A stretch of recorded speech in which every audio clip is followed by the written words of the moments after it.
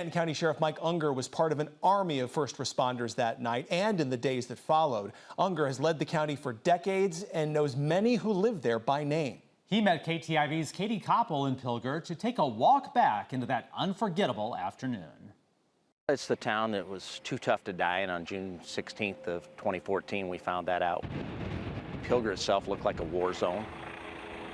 I saw people walking up towards the highway. Some of these people I knew, and it just looked like they had the walk of death. They were just like shadows of themselves. Mike Unger has been leading the Stanton County Sheriff's Office for 31 years. We knew that there was some storms coming, and guess none of us really expected what ended up happening. June 16th, 2014 is a day he will never forget. But up until about 3 o'clock, it was just a normal day, but at 3 o'clock, things changed quickly. He rushed to Pilger, shocked by what he saw. But something, unless you ever actually went through it, it's very tough to describe. I would say that Pilger itself looked like a war zone. Easiest way for me to describe it to someone.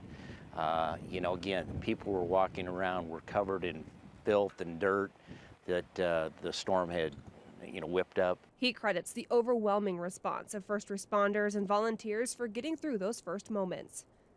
For the next couple hours, we were in a search and rescue mode, and it was tough because you do know these people. My mother-in-law lost her house just a block and a half from where we stand right now. 10 years later, Unger still wears the star on his chest. Returning to Pilger, we walked down Main Street. That's the only building that was really left standing structurally. The bank itself was on that corner there, and it was absolutely demolished, absolutely demolished. Here on Main Street, things look a lot different now than it did 10 years ago. You can see trees and buildings behind me that have been here for decades, but if you move to this side of town, things look a lot different. It's empty. Empty lots, very few trees, a lot different than what it looked like 10 years ago. We owe a lot of it, again, to the people that came in from the outside and really made an effort to rebuild Pilger, as well as the community itself. But to see these people come from different states, some from different countries, and assist right after the tornado is just something that I will never be able to say thank you enough for. He says people came from all over the country to help. Amish families from Pennsylvania.